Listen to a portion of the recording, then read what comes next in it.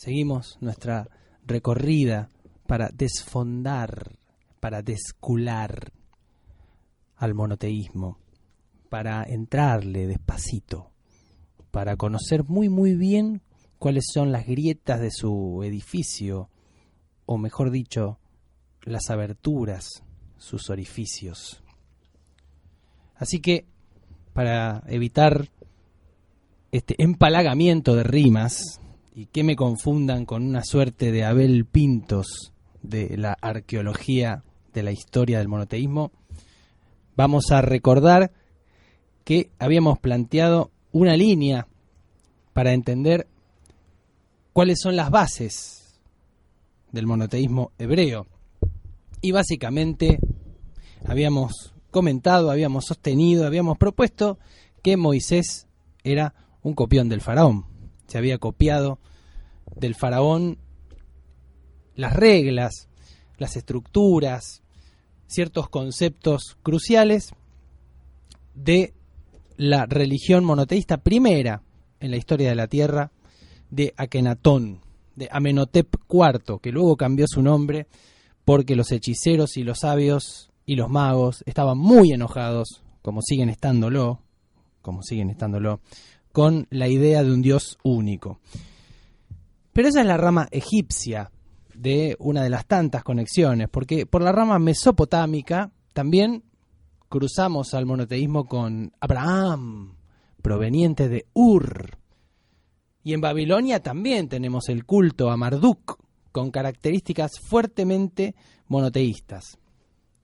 Y, como habíamos anticipado también, respecto de la reforma del código sacerdotal en manos de los sacerdotes judíos, la observancia del sábado, la propuesta de observar el sábado, de observar la ley mosaica, y también la introducción de la cosmogonía, como diría el divino Dalí, a quien le mandamos un saludo, que está escuchando desde su encierro en la momia, porque se momificó Dalí, no sé si lo recordaban. Pero la cosmogonía del Génesis, decía, se vincula con una influencia mesopotámica. Bueno, la semana que viene, voy a hablar de lo que vamos a hablar la semana que viene. Vamos a plantear las líneas del monoteísmo griego. Oh, sí, señores. Parece que los griegos son creadores de una teología, de una religión intelectual. Sí, los dioses únicos que nacen de la cabeza de los filósofos, que siempre se creen con estructuras mentales muy racionales, que se creen así muy cabezotes, muy cabezones, que tienen barba, pero que también paren monstruos teológicos. Así que de eso también vamos a hablar, pero la semana que viene. Y otra rama del monoteísmo que vamos a desarrollar hoy, esa sí la vamos a desarrollar hoy, que es el monoteísmo alejandrino. Pero primero vamos al punto en el cual quedamos en el programa anterior, uno de los tantos puntos de ese rectángulo infinito que se recorta de la realidad de la producción esquizoide de la gente de este programa. Uno de esos puntos infinitos en un posible pasado remoto del jueves anterior había quedado en la clasificación tradicional de los textos del judaísmo. Lo voy a decir rápido porque si no vamos a estar 20 horas con eso. El Tanaj, que es equivalente a aquella parte de la Biblia llamada por los conocidos cristianos y católicos Antiguo Testamento, compuesto por 24 libros. La Torá, el Pentateuco, o 5 primeros libros de la Biblia. Digo porque este programa está dedicado a los cristianos, entonces para que ellos puedan ir a rastrear lo que estamos diciendo. Bueno, esto sin dudas, así por lo menos lo ha marcado la historia, son libros de origen divino desde ya.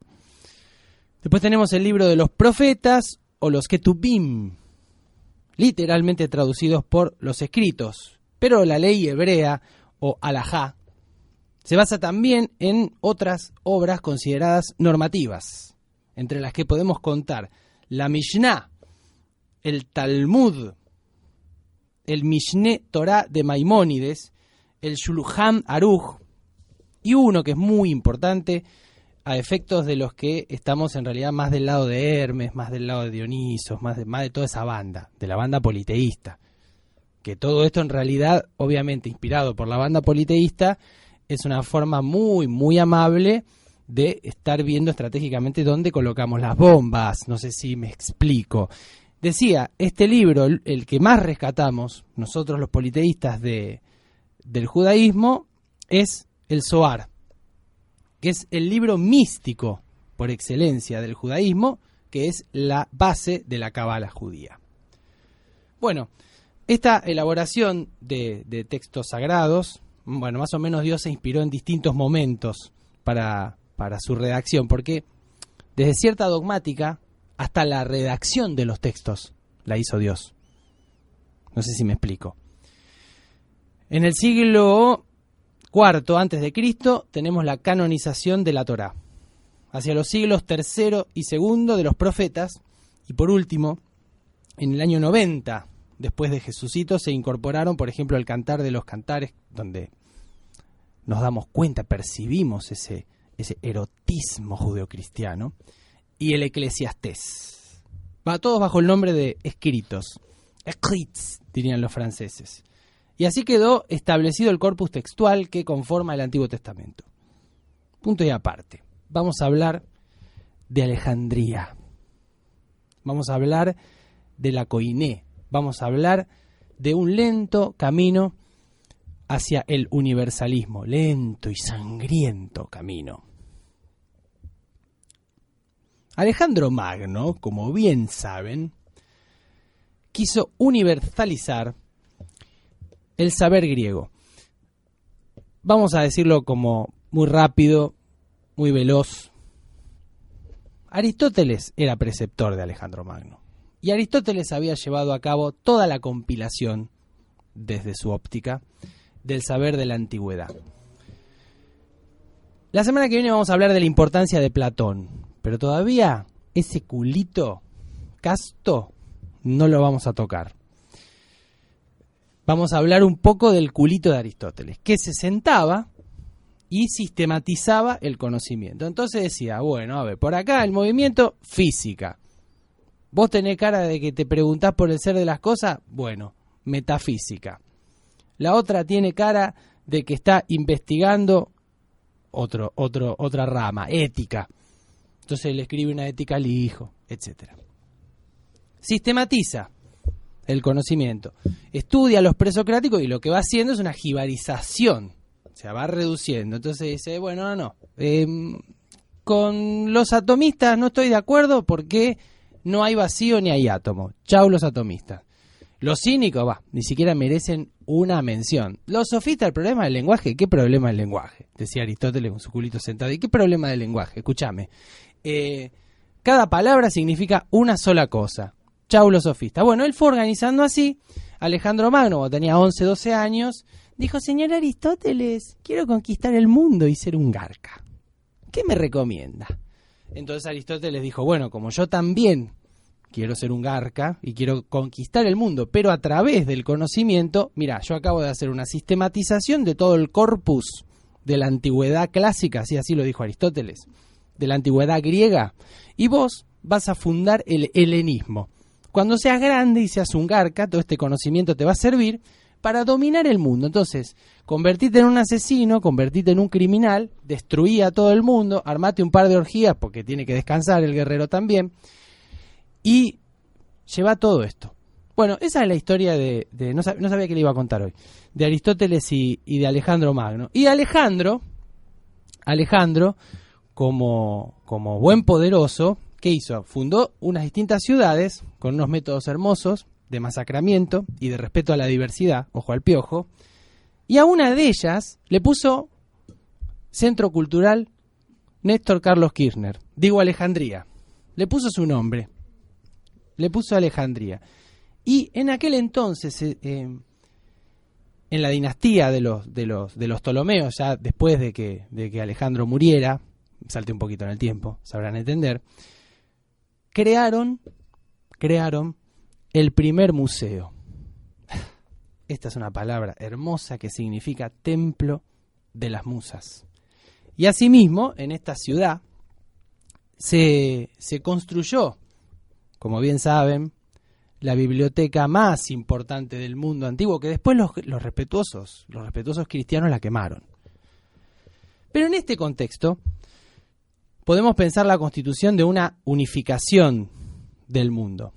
Si bien es cierto que desde el punto de vista de la filosofía, etcétera, no hay innovaciones estructurales, sí hay un desarrollo de la actividad científica enorme. Arquímedes, por ejemplo, aparece en esta época. Aristarco, que es el que postuló el heliocentrismo. Eratóstenes, que fue el director de la biblioteca. Mira, acá tengo un dato. Midió la Tierra con gran precisión y creó un nuevo calendario. Y bueno, y también una lacra que está también hurgando ahí las bibliotecas de aquel entonces, es Ptolomeo, que es el que después triunfa su visión geocéntrica. Bueno, entonces decía, una unificación del mundo, y muchos pensadores, muchos teóricos, muchos historiadores, para pensar este proceso, usan un término que es koiné, en griego significa común, que no tiene un significado literalmente lingüístico, sino que se refiere a un conjunto de ideas filosóficas, religiosas y culturales, comunes propias de la situación iniciada por Alejandro Magno, y que alcanza su máxima expresión en el siglo I, con el Imperio Romano. De manera tal, y esto también lo podemos rastrear un poco en Oriente, en lo que Jaspers, el filósofo bueno, que no era nazi, como ese Heidegger nazi, habló de tiempo axial, ¿sí? Que es un tiempo, que lo vamos a explicar en otro momento, pero en el cual se produce una concepción especulativa de la realidad, y eso también en cierta forma, al plantear cierta unidad, se puede pensar en un Dios más conceptual. Se refleja en las religiones politeístas de Oriente con, digamos, la toma de posta de algún dios central, pero que después tiene en su administración otros dioses burócratas. Entonces sí, vamos a ver lentamente cómo el cruce con todo este impulso científico y filosófico se va a dar con quienes estaban a la deriva de un judaísmo todavía a medio inventar. Y el pensamiento y la experiencia, podríamos decir, los núcleos históricos empiezan a pasar a las ciudades. Pero no solamente hablamos de Alejandría, también hablamos de Antioquía, de Pérgamo, y el desplazamiento de Atenas como centro filosófico mundial hacia estas otras ciudades. Hasta que llegó un hombre muy importante, Filón.